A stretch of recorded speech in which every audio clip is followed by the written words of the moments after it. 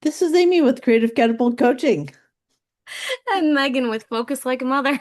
and we are having executive function sequencing challenges this morning.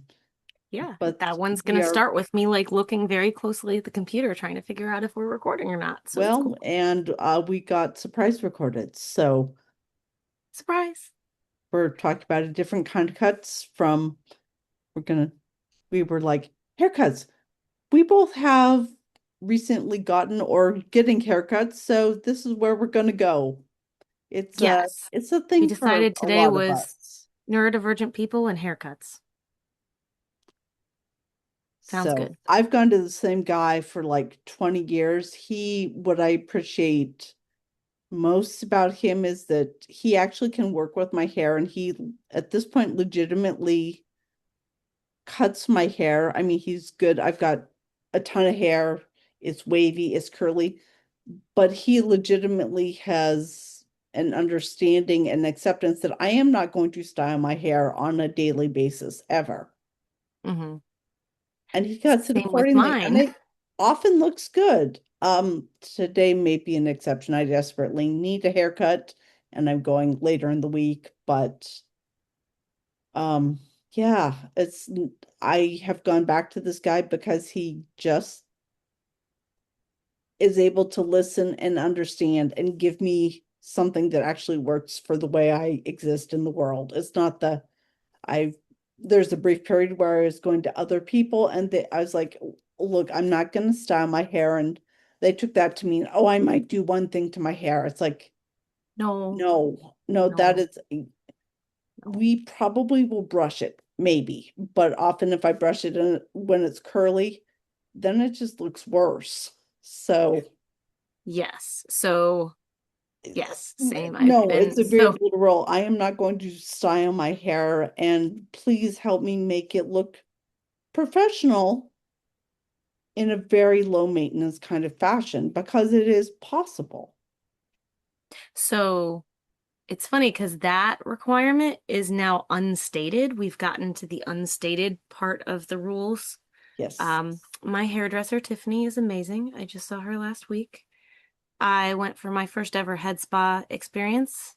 That was my birthday gift from well over like almost 8 months ago, well over 7 months ago. To say, as That long as it's not over a year. not quite a year, but the haircut also had not happened for longer than that. So I got like 3 or 4 inches off. But the unstated rule is that I don't, I mean, she knows this because I show up with my hair pulled up in a bun, and she can tell because my hair grows backwards that it's always up, almost always up. And so the other rule that I have is that it has to be able to, it's a little shorter and it's very dark now, um, compared to how it used to be. But it has to go into a ponytail holder because once upon a time, I am not as lucky as Miss Amy in that I have not seen the same hairdresser for 20 years. When I was a kid, I saw the same hairdresser that was at the salon at the end of our street for as long as I can remember. And then even in college, I would only get my hair cut when I went home so that so that Lily could do my hair. Um, and like growing up, I don't really remember having to tell a hairdresser like how to do my hair because it was always the same person. So then as an adult, I moved around so much that finding a hairdresser every time we moved was like this whole big thing. So we've been seeing our hairdresser, Tiffany, and our whole family goes to see her. Um, and she actually specializes, so she specializes in color and um like unique cuts and things like that. But one of her other specialties is sensory friendly cuts. So the reason we found her was for one of my kids, because haircuts are very sensory overwhelming. So the sound of the hair cutting right next to your ears I and can the even see you're clippers. And cringing so thinking she, about it. I mean, she has actually sat on the floor with my child and done half a haircut, and then we've come back the next day because we couldn't get through a whole haircut. Um, so very, very patient. But for me, um, she knows just flat out like I am not going to be doing anything fancy with my hair. I do have apparently Irish curls. So we were talking about, oh, there's a certain brush that I can do, and there's a certain, like, when I do get out of the shower and do anything before I put my hair up, there's things that I can do to make it like I did not curl my hair. This is just, it just does little things. Just Um, waves. yeah, just, yeah, the Irish curl waves thing. Um, but it's essentially I get the same haircut every time. Over the years, I've grown my hair out a few different times and donated it. And then I end up with shorter hair, but the general rule is it's got to be like collarbone length and either or longer to get in a ponytail. I have had it like bob length before. Worst haircut ever. Oh, third rule, it has to look good under a baseball hat. I say this because worst haircut ever. Did not. You just so maybe it's a me thing, but communicating what I have in my head for someone else to interpret and then cut my hair like does not Well, work it's hairdressing and haircutting and styling has a language, and it really does. I mean, and I think out. that's part of why I like the fact that I've gone to Kyle for so many years is he and his skills have, advanced over the years. And now he's like, and we can lift this thing up here and cut this thing. I'm like, uh-huh. Just make it look good. The But that's, I'm glad. I've also discovered that the way he has split his time between two salons, I can often get like the last appointment on Friday night, and the salon is quiet. There's not a million other hair dryers and just background noise, which is something I didn't really realize I appreciated until, and I think the more I've looked at it, the more as my sensory sensitivities have increased as I've gone through some health issues and burnout over the last half a lifetime. yeah. That, when I was 20, it didn't bother me in the same way that now I'm like, it's just too much. See, in the last place we lived, originally I went to like a salon and the hairdresser had, a chair in the salon and there was a lot of background noise and lots of other people and all of that. So there was always like the social anxiety piece of going and following the Hmm. routine. Um, but then that hairdresser left the salon and went to one of the little rent a room salons. So she had her own space. Um, and then when we moved here, I didn't get my hair cut for a really long time until I could find somebody that we liked. And our hairdresser now was in one of those places where you had a room within whatever the suites. Um, and then she was building out a salon in her house and works out of her house. So now she's out of her house. And so it's only her and it's only her space. And so it's set up, the way each client needs it and all of that. So it's just really nice that it's like you don't have to worry about anybody else. You don't have to worry about waiting or anything like that. It's just you. But the So how the would other somebody go about finding a really specific sensory sensitive so hairdresser? here, as a parent of a kid who we were gonna have trouble figuring out because like I was cutting his hair at home because he would let mom do it just with hairdresser scissors and wet hair. Um, and I mean it wasn't awful, but he definitely looked like mom cut his hair. Um, we started asking around at our neurodivergent friendly places like PT, OT, the SLPs, our, uh, uh, child development people that we worked with and stuff, and other parents of neurodivergent kids. Hey, where do you take your kids? Same with the dentist. That's how we found a dentist that we liked for the kids. Um, asking in those circles of like, hey, do you know anybody that does sensory friendly X, Y, or Mhm. Z, insert haircut, tooth, dental Tooth care, care. whatever. Yeah. Um, but yeah, like for me growing up and then as an adult, I didn't know that getting your haircut any other place was that it could be different. Well, and it Um, sounds like though you also found people that were happened to be compatible with your needs. I still remember being a kid and I really, really hated them washing my hair and putting my head back in the way it felt and the water on my forehead and there was this weird thing where I would get the sensation in my cheek and my upper back. It was like some sort of like sensory sensitivity thing, mm,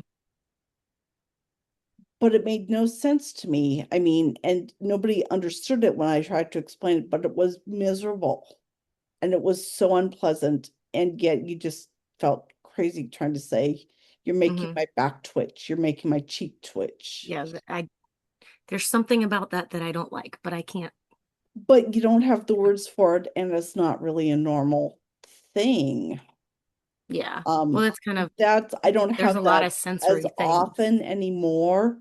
And now as an adult, I can advocate, or usually I can change something for myself and get rid of that highly unpleasant sensation. But yeah, when you're like 8 or 9, you don't have the words for it, and it's just like it doesn't feel right. It doesn't feel good, and you want to cry. Well, and that's But it the doesn't, then you're just also aware often that, people are gonna think you're being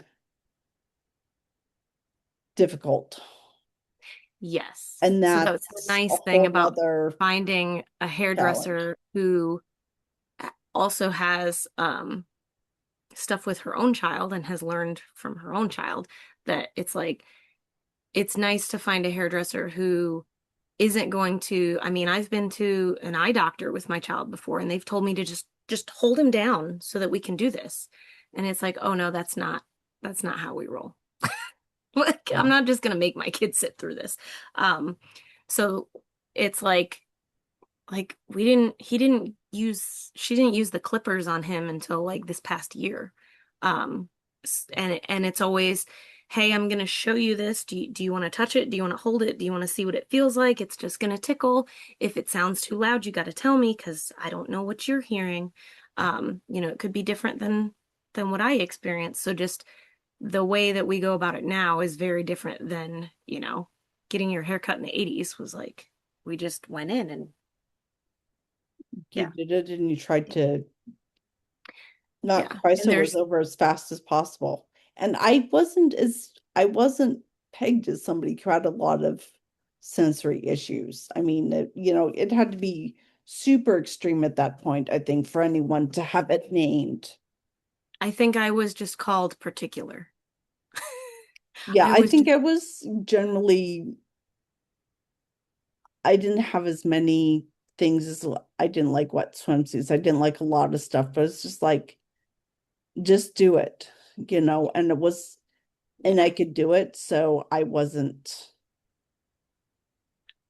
Well, and there's other given a like, lot of like, accommodation. getting my hair brushed and stuff. It was like, you can have a really sensitive scalp and it's like, oh, don't pull on my hair kind of thing. Um, but there's two, so the worst haircut ever. There's two hair experiences that I'm like, I don't think we're ever doing that again. One of the times I got my hair cut short, I think to donate or for some reason I just wanted it short. I said that I wanted it like shorter and they kept going. And when you're sitting in the chair, and I wear glasses, so I don't wear my glasses. I'm nearsighted. So I don't wear the like glasses when I'm getting my hair cut. Uh-huh. And if I don't have contacts in, I can't actually see what I look like. Like I can't see you right now, even though the screen is like, you know, 2, 3 feet away. Um, so I'm not really paying attention. And the next thing I know, I hear the clippers on the back of my neck. She gave me a bob where it was like long in the front so I could tuck it behind my Huh. ears. So that's the reason we have the rule of it must look good under a baseball hat. Because if you put a baseball hat on with a bob, it looks like you have no hair in the back and just little tails in the front. And I was like, I don't wear my hair. I don't like my hair in my face. So it has to be up Back. all the time. And the other one is color. So I think I told you that last week was like my mom had always recommended like, oh, you could get highlights or color or whatever. And I did it once.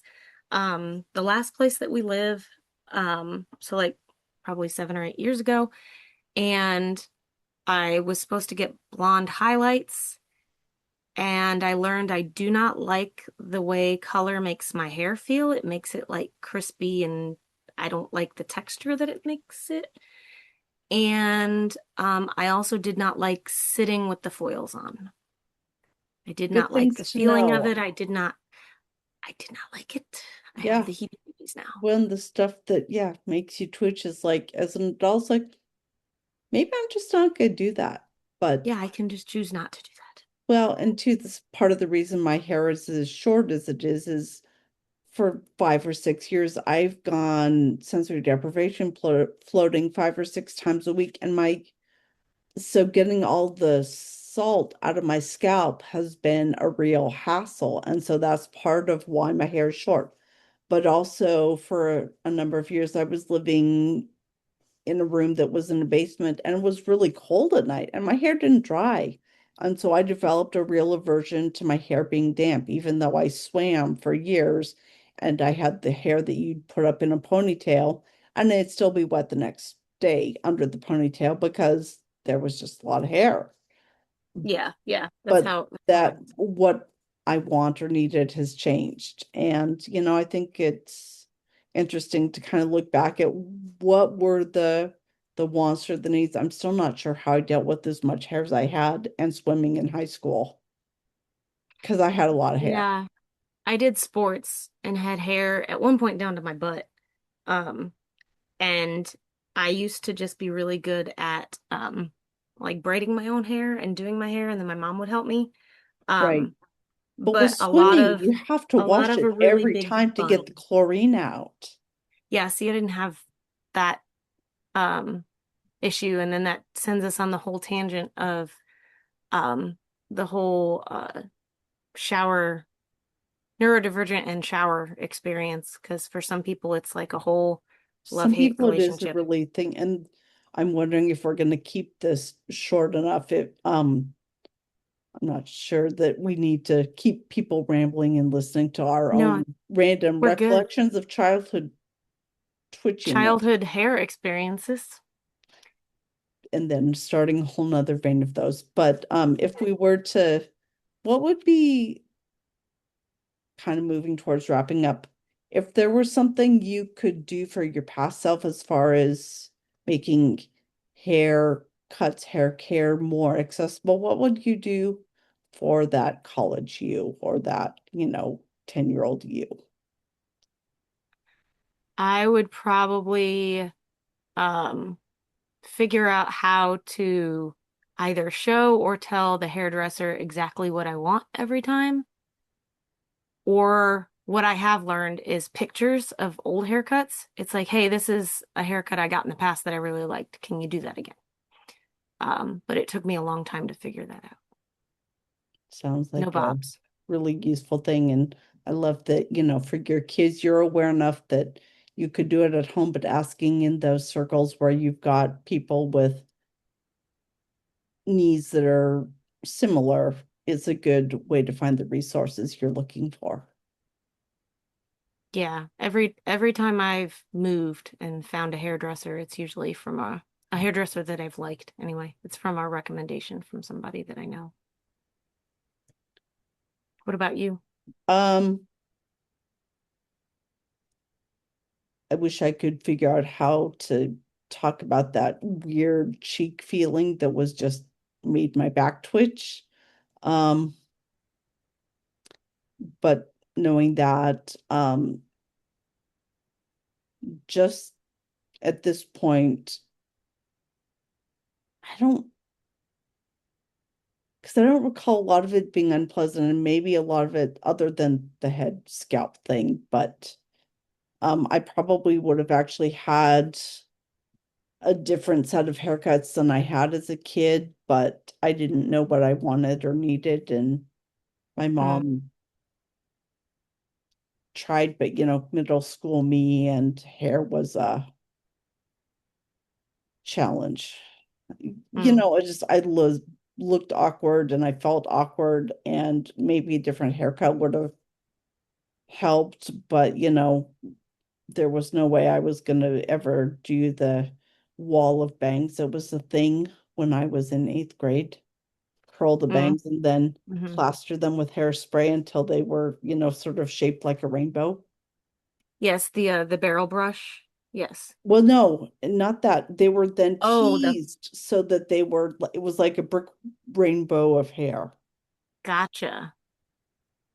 Yes. When I was in high school, it was the use the barrel brush and the big wide curling iron and make Yeah. like a In some ways, at least yeah, no, this was more like a poof of yes. bangs. But But anyway, I don't like stuff in my face, so I always I wanted to do it. Mine was, I guess maybe if I had learned better ways to have my hair cut so it laid and looked good mm, instead of thinking I was really gonna, we tried the pixie cuts, and do the things that it's like if I had styled them and they maybe wouldn't have taken much, but with the ADHD, consistently styling the hair was hmm. not setting me up to be successful. And, so it just a lot of awkward hair moments that I wasn't happy with, and just kind of had to work through it because how else do you learn stuff sometimes? Hmm. I don't know. I'm good at styling a ponytail. Well, hey, but now you found what works, and that's You just important. always wear a ponytail. Done. I did that for a while. I went and got quite good at buns for a while. Yeah, I think it drives my mom nuts, but that's okay. Totally fine. And on that note, I'm gonna say next time, hopefully I'll have a shorter hair, different hair, Okay. although it may not be that obvious because it'll be essentially the same, just shorter. But I'm Amy with Creative Catapult Coaching, And Megan with Focus Like a Mother.